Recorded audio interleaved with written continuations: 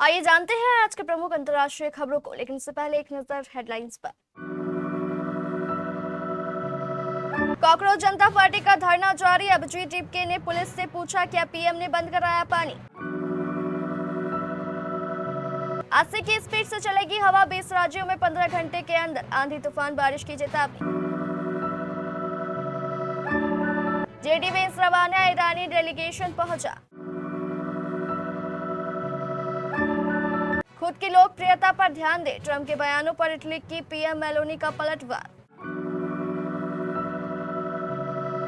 Iran ने Hormuz strait बंद करने का किया ऐलान। आईआरजीसी की चेतावनी पर अमेरिका ने क्या कहा। यूरोप में भीषण गर्मी का कहर। फ्रांस ने कुछ इलाकों में सार्वजनिक आयोजनों में शराब पर लगाई रोक।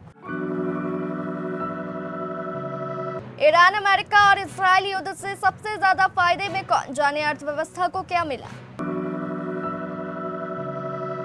सोना और चांदी में आ गई मंदी। सिर्फ 19 दिनों में आसमान से जमीन पर आए दाम। ईरानी गायिका को बिना हिजाब परफॉर्मेंस के लिए लगाए जाएंगे 74 कौड़े। और 39 साल का इंतजार खत्म। प्रसिद्ध कृष्णा ने बना डाला ऐसा रिकॉर्ड। कॉकरोच जनता पार्टी यानी सीजेपी के प्रमुख अभिजीत दीपके ने घोषणा की है कि वह शिक्षा मंत्री धर्मेंद्र प्रधान के इस्तीफे तक जंतर मंतर नहीं छोड़ेंगे। वहीं दिल्ली पुलिस ने प्रदर्शनकारियों से अपील की है कि वे जल्द से जल्द प्रदर्शन स्थल को खाली करें। अभिजीत दीपके ने एक्स पर दावा किया है कि दिल्ली पुलिस प्रदर्शन स्थल पर खाना, पानी, स्ट्रीट लाइट और वॉशरूम की अनुमति नहीं दे रही है। बैरिकेड की दूसरी ओर लोग खड़े हैं और पुलिस उन्हें आने नहीं दे रही है। इसके साथ ही अभिजीत दीपके ने एक्स पर एक वीडियो पोस्ट किया है जिसमें वो पुलिस कर्मियों से पूछ रहे हैं कि पानी रोकने और लाइट बंद करने का फरमान किसने दिया है। उन्होंने कहा क्या प्रधानमंत्री ने पानी और लाइट बंद करने के लिए बोला है? क्या गृह मंत्री ने पानी और लाइट बंद करने के लिए बोला है? आप यानी पुलिसकर्मी मुझे बता दीजिए, मैं उनसे रिक्वेस्ट कर लूंगा, आप पर कोई मुश्किल नहीं आने दूंगा। देश के जिन राज्यों में गर्मी का सितम जारी है, जल्द ही उसमें से ज्यादातर को राहत मिलने वाली है। मौसम विभाग ने दिल्ली, उत्तर प्रदेश, बिहार, मध्य प्रदेश, राजस्थान सहित पूरे 20 राज्यों और केंद्र शासित प्रदेशों में बारिश को लेकर अलर्ट जारी किया है। लेकिन इस बीच एक चेतावनी भी जारी की गई है। बारिश के साथ साथ इन राज्यों में आंधी और तूफान की आशंका भी जताई गई है, इसलिए लोगों से सतर्क रहने के लिए कहा गया है। इसलिए सतर्क रहे क्योंकि तूफानी हवाओं की गति 80 किलोमीटर प्रति घंटा तक हो सकती है। मौसम के अंदर ये पूरा बदलाव अगले 15 घंटे के अंदर हो सकता है।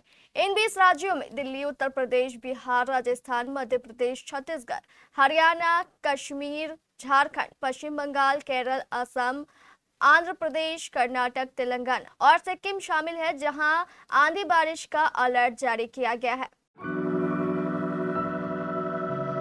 अमेरिका और ईरान के बीच हुए समझौते को जमीन पर उतारने के लिए स्विट्जरलैंड के ब्लूगेर्नस्टॉक में रविवार से अहम शांति वार्ता शुरू होने जा रही है। इस बातचीत में हिस्सा लेने के लिए पाकिस्तान के प्रधानमंत्री शहबाज शरीफ और फील्ड मार्शल असीम मुनीर स्विट्जरलैंड के लिए रवाना हो चुके हैं।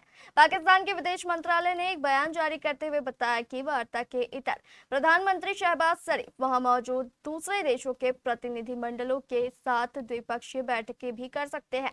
पाकिस्तान सरकार ने बताया है कि वो ईरान और अमेरिका के बीच बनी सहमतियों को पूरी तरह लागू करवाने के लिए अपना समर्थन जारी रखेगी। इस शांति वार्ता के लिए दोनों देशों ने अपनी सबसे मजबूत टीमें मैदान में उतारी है। स्विट्जरलैंड के अधिकारियों ने शांति वार्ता के लिए ईरानी प्रतिनिधिमंडल के आगमन का स्वागत किया। इटली की प्रधानमंत्री जॉर्जिया मेलोनी ने अमेरिकी राष्ट्रपति डोनाल्ड ट्रंप की उस टिप्पणी का एक बार फिर से सोशल मीडिया पर जवाब दिया है जिसमें उन्होंने यह दावा दोहराया था कि मेलोनी ने G7 सम्मेलन में उनके साथ तस्वीर खिंचवाने के लिए बार बार अनुरोध नहीं किया था। अमेरिकी राष्ट्रपति ने इस बार मेलोनी की राजनीतिक लोकप्रियता पर सवाल उठाया। ट्रंप ने शनिवार को कहा था कि प्रधानमंत्री इटली में अपनी लोकप्रियता के असर के मामले में अच्छा प्रदर्शन नहीं कर रही है। उन्होंने यह आरोप भी लगाया है कि मेलोनी ने ईरान को परमाणु हथियार हासिल करने या विकसित करने से रोकने के अमेरिकी प्रयासों का समर्थन नहीं किया। इसके बाद इंस्टाग्राम पर जारी एक बयान में मेलोनी ने कहा कि ट्रंप के लगातार और बिना उकसावे के लिए किए गए हमले बेमतलब है। मेलोनी ने कहा, जहां तक मेरी लोकप्रियता का सवाल है, आपका दोस्त होना निश्चित तौर पर इसे बढ़ाने में मददगार नहीं रहा है और न ही यह आपसे मेरे संबंधों पर निर्भर करता है। युद्ध की देखरेख करने वाले ईरान के खातम अल अंबिया मुख्यालय ने घोषणा की है कि हॉर्मुज स्ट्रेट को जहाजों के लिए बंद किया जा रहा है। हालांकि अमेरिका ने ईरान के दावों का खंडन किया है। ईरान की रिवोल्यूशनरी गार्ड्स कोर यानी IRGC नौसेना ने कहा है कि हॉर्मुज स्ट्रेट सभी जहाजों के लिए बंद कर दिया गया है। नौसेना इसका कारण अमेरिका और इजराइल पर युद्ध विराम के उल्लंघन के आरोपों को बताया है। दूसरी तरफ 21 जून को स्विट्जरलैंड में ईरान और अमेरिका के बीच बातचीत होने जा रही है। इसकी पुष्टि मध्यस्थता कर रहे पाकिस्तान, ईरान के विदेश मंत्रालय और अमेरिकी उपराष्ट्रपति JD वेंस ने की है।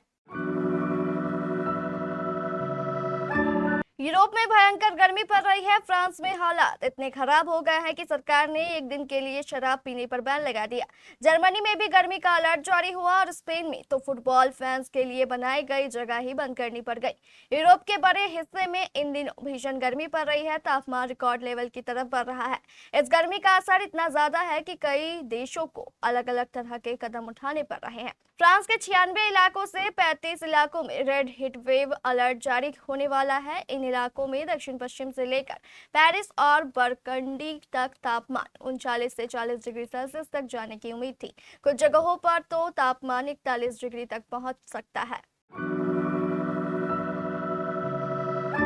हाल ही में हुए America Iran cease fire framework से ईरान को सबसे ज्यादा फायदा हुआ है। जेफरीज की हालिया ग्रीड एंड फियर रिपोर्ट में यह बात कही गई है। इसके अनुसार प्रस्तावित समझौता जियोपॉलिटिकल हालात में एक बड़ा बदलाव है। इसके ग्लोबल मार्केट पर दूरगामी असर हो सकते हैं। रिपोर्ट के मुताबिक इस ड्राफ्ट फ्रेमवर्क में ईरान के फ्रीज किए गए 24 अरब डॉलर जारी करने की बात कही गई है। साथ ही लंबे समय से चले आ रहे प्रतिबंधों को हटाए जाने की भी संभावना है। इस महीने सोने और चांदी की कीमतों में बड़ी गिरावट देखने को मिली है। ईरान अमेरिका के बीच तनाव कम होने के बाद निवेशकों का रुझान सुरक्षित निवेश वाली धातुओं से थोड़ा कम हुआ, जिसका असर कीमतों पर पड़ा। मल्टी कमोडिटी एक्सचेंज के आंकड़ों के अनुसार जून की शुरुआत से अब तक सोने की कीमत में करीब 6.50% और चांदी में 11.56% तक का गिरावट आया है। MCX पर 1 जून को सोने का भाव 1,54,908 रुपए प्रति 10 ग्राम था, जो 19 जून को गिरकर करीब 1,44,938 रुपए प्रति 10 ग्राम पर रह गया। यानी सोने में 10,070 रुपए प्रति 10 ग्राम की कमी आई। वहीं चांदी 2,63,458 रुपए प्रति किलो से गिरकर 2,33,010 रुपए प्रति किलो पर आ गई। चांदी में करीब 30,448 रुपए की प्रति किलो की गिरावट दर्ज की गई। ईरान में एक गायिका को बिना हिजाब के परफॉर्मेंस देने के लिए 74 कोड़े मारने की सजा सुनाई गई है। 29 साल की परुस्ता अहमदी को एक लाइव स्ट्रीम परफॉर्मेंस के लिए यह सजा दी गई है। इसे लाखों लोगों ने ऑनलाइन देखा था। ईरान की एक अदालत ने कॉन्सर्ट से जुड़े प्रोडक्शन टीम के 8 सदस्यों को भी दोषी ठहराया है। इसमें म्यूजिशियन भी शामिल है। दुनिया भर के मानवाधिकार समूहों और कलाकारों ने इसकी निंदा की है। ईरानी अदालत ने परस्तु अहमदी को ऑनलाइन अश्लील और अनैतिक कंटेंट बनाने और प्रकाशित करने के जरिए सार्वजनिक शालीनता का अपमान करने का दोषी ठहराया है। अदालत ने अहमदी को 74 कोड़े मारने की सजा सुनाई। इसके अलावा उनके 2 साल तक ईरान छोड़ने पर रोक के साथ 2 साल तक परफॉर्मेंस देने पर भी रोक लगा दी गई है।